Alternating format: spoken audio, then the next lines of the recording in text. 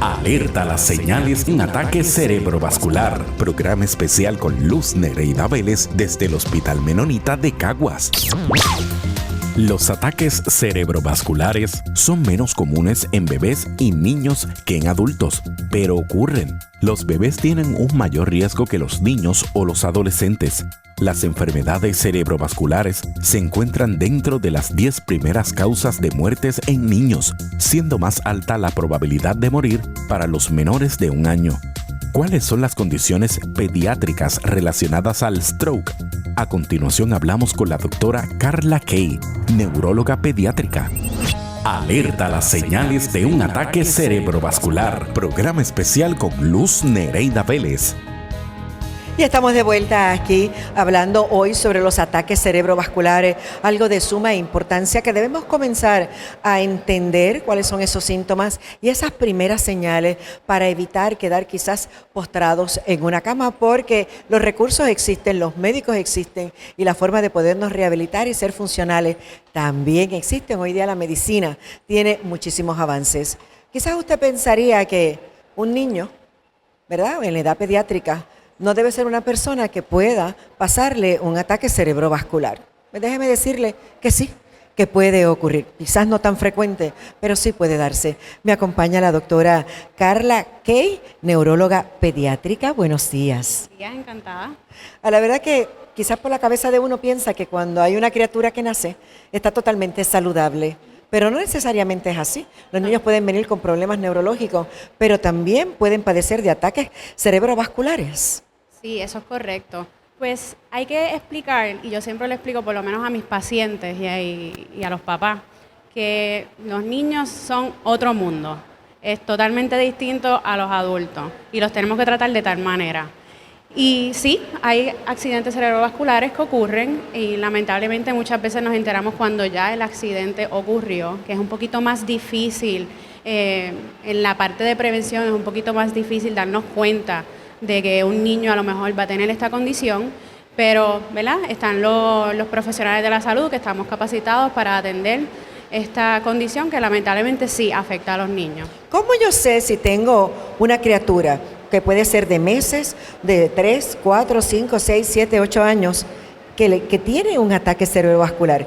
¿Los síntomas o signos son similares a lo que le da al adulto o hay diferencias? Eso es una pregunta muy importante porque así mismito como le explico a mis padres que los niños son un mundo aparte, ¿verdad?, tienden a ser un universo aparte también, porque dentro de la pediatría están también las patologías que son distintas por rango de edad. Así que tenemos los niños que pueden tener ataques cerebrovasculares en la etapa neonatal, ¿verdad?, recién nacidos, como también podemos tener a los niños, ¿verdad?, un poquito más a los de 2 a 18 años que tienen también ataques cerebrovasculares y la patología es totalmente distinta a la que conocemos comúnmente en la etapa de adultez. ¿Y cuáles serán entonces esas señales que me pueden decir a mí como mamá o papá de que mi hijo puede estar sufriendo un ataque cerebrovascular? Sí, pues muchas veces lo primero que vienen a veces son convulsiones y a veces hasta soñolencias y irritabilidad puede ser una de las señales, ¿verdad? Y esto es algo tan, ¿verdad?, común que todos los niños a veces lo tienen y no necesariamente uno tiene que pensar que es un ataque cerebrovascular. Así que eso mayormente se ve en la etapa de los neonatos. Ya entonces cuando vamos avanzando en edad a ese rango de los 2 a 18 años, sí podemos ver síntomas ya más similares a los de los adultos, donde tenemos entonces un poco de debilidad en una parte del cuerpo, donde se nos hace difícil comunicarnos, ¿verdad? Y esto de por sí es difícil en los niños, así que, ¿verdad?, yo siempre digo que en la parte de todo lo que tiene que ver con pediatría, nosotros tenemos que ser un poquito más detectives, porque tenemos que inferir muchas cosas simplemente por ver al niño. Así que sí, tenemos que estar pendientes a los mismos síntomas que ocurren en adultos, pero también tenemos que estar pendientes a otros, como por ejemplo convulsiones o incluso soñolencia que no responda y mucha irritabilidad. Y me imagino que si le dan convulsiones, uno lo primero que piensa en epilepsia, ¿no? O sea que hay que llevar de todas maneras a esa criatura al neurólogo para que le haga los análisis y de ahí entonces determinar qué es lo que hay. Claro que sí, y eso es bien importante que lo hayas mencionado porque en las condiciones neurológicas hay muchísimas, entonces, ¿verdad?, como estamos enfocándonos en la parte vascular, tenemos nuestros expertos vasculares pero siempre, siempre, siempre, en un niño va a haber otra condición detrás de esa presentación. Así que sí se considera ataques cerebrovasculares como algo que tenemos que descartar, pero comúnmente tenemos que pensar en las otras patologías. Estos ataques cerebrovasculares que dan en esa edad pediátrica, ¿afectan el cerebro de igual manera que a nosotros los adultos? O sea, ¿nos puede crear discapacidades? La contestación clara es sí, pero algo que a mí siempre me gusta explicarle a los padres es que los niños tienen algo hermoso que se llama la neuroplasticidad. Y eso es algo tan sencillo como los niños están creciendo y ese cerebrito también está creciendo. Así que cuando hay un ataque isquémico o hemorrágico que daña una parte del cerebro, podemos tener una discapacidad, pero ese cerebrito aprende a cómo ir por el lado y aprende a llegar a donde tenía que llegar. A lo mejor no llegamos a un 100%, pero llegan más lejos de lo que y sorprende muchas veces. ¿Cuánto tarda el cerebro en tener la maduración y uno calificarlo como un cerebro maduro? Yo digo a veces que es toda la vida, pero... Bueno, en el caso de las emociones sí, pero me refiero en términos fisiológicos, doctora. Sí, la data dice que entre los 21 años ya estamos con un cerebrito mucho más maduro a nivel de todas las patofisiologías. O sea que son muchos años, si a la criaturita le dio entre los 2 a 4 años el ataque, tiene muchos años por ahí, como usted dice, para poder entonces buscarle la vuelta. Sí, no, porque cuando ya hay un ataque, lo importante luego de ese ataque es la rehabilitación, que es sumamente importante.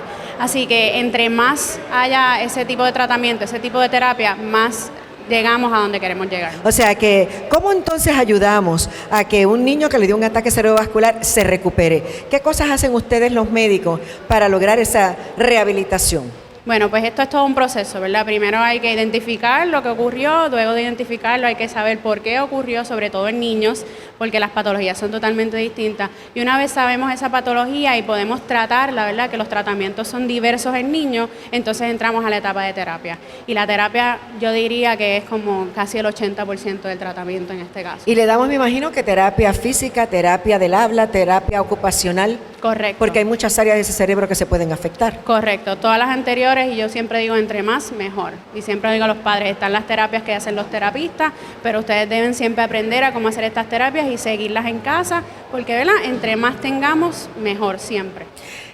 ¿Estos niños pueden ir a la escuela? ¿Pueden funcionar? Luego de un ataque cerebrovascular, sí. Pueden tener una vida totalmente normal, lo más normal posible. Todo va a depender de ese déficit que hayan adquirido luego del ataque, pero siempre se espera que sea lo más normal posible, en cualquier condición neurológica, de hecho. Le pregunto, doctora Kai, porque verdad, esa es quizás una preocupación, que mi niño vaya a quedar con cierta discapacidad, que no pueda a la larga ser funcional, que no pueda el día que yo no esté en este plano, ¿verdad?, terrenal, pueda valerse por sí mismo. Y habría propensidad de que si tan pequeñito sufrió un ataque, vuelva a sufrir otro. La contestación es sí, todo va a depender de esa patología que estamos hablando y dependiendo de esa patología, pues hay que tener un tipo de prevención. Hay veces que no, que son cositas que pasaron una vez y no vuelven a ocurrir, pero entonces dependiendo de la patología puede ser que vuelva a ocurrir y hay que tener mucho cuidado, hay que tener un monitoreo constante y el neurólogo pues definitivamente no va a desaparecer de la vida de ese niño.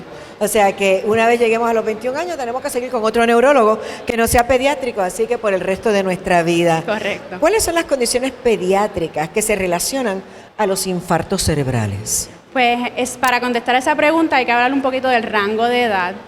Muchas veces en la etapa neonatal, como los ataques cerebrovasculares se conocen por ser muchas veces una obstrucción en esas arterias, pero en la etapa neonatal no necesariamente es una obstrucción, muchas veces es simplemente una falta de flujo de sangre a ese cerebrito que le ocasiona una hipoxia, ¿verdad? Falta de oxígeno. Y ya cuando ocurre eso, pues hay sus repercusiones. Es bien difícil muchas veces evitarlo. Los factores de riesgo para que eso ocurra son muchísimos y estriban desde la prematurez hasta condiciones congénitas que no sabíamos que estaban presentes ahí.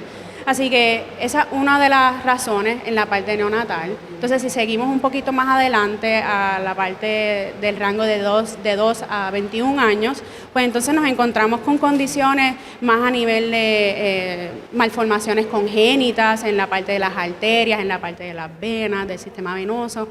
Así que va a depender, ¿verdad? Volvemos, esa patología es sumamente importante.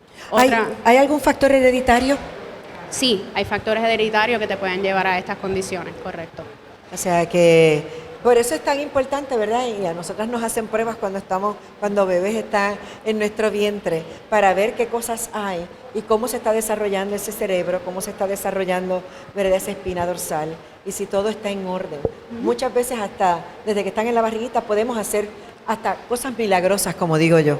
Sí, la tecnología ha avanzado bastante. No creo que haya avanzado lo suficiente como para determinar si hay anomalías arteriovenosas o arteriales como tal en el cerebro, ¿verdad? Eso conlleva un poquito más de tecnología, pero estamos paso a paso llegando ahí. Definitivamente podemos ver las estructuras en la barriga de mamá y podemos ver por lo menos la anatomía en general y la anatomía de ese cerebrizo y de esa espina. Y eso por lo menos nos da la tranquilidad de que todo va bien. Lamentablemente hay unas cositas que se presentan luego con la edad, pero todo siempre esperando que sea lo mejor para el bebé. Yo le agradezco muchísimo a la doctora Carla Cay, neuróloga pediátrica. Gracias por este ratito, gracias por esta orientación. Claro, y yo le digo, doctora, usted habla bien dulce. Y yo imagino que los pacientitos son locos con ella. Quiero pensar que sí. Claro que sí. Muchísimas gracias. En breve regresamos con más. Alerta a las señales de un ataque cerebrovascular. Programa especial con Luz Nereida Vélez desde el Hospital Menonita de Caguas. Los ataques cerebrovasculares son menos comunes en bebés y niños que en adultos, pero ocurren. Los bebés tienen un mayor riesgo que los niños o los adolescentes. Los niños tienen ataques cerebrovasculares por diferentes razones que los adultos. Los bebés prematuros pueden tener sangrado en el cerebro porque sus vasos sanguíneos son muy frágiles. Los bebés tienen sangre que se coagula más fácilmente que la de los niños mayores, lo que puede causar un ataque cerebrovascular en las semanas cercanas al nacimiento. El Hospital Menonita de Caguas cuenta con el Centro de Neurociencias y Manejo de Ataque Cerebral Stroke. Llama y coordina tu cita al 787-653-0550, extensión 2300 y 2301. Alerta a las señales de un ataque cerebrovascular. Programa especial con Luz Nereida Vélez. Traído a ustedes por el Sistema de Salud Menonita, sirviendo con amor cristiano. Regresamos en breve.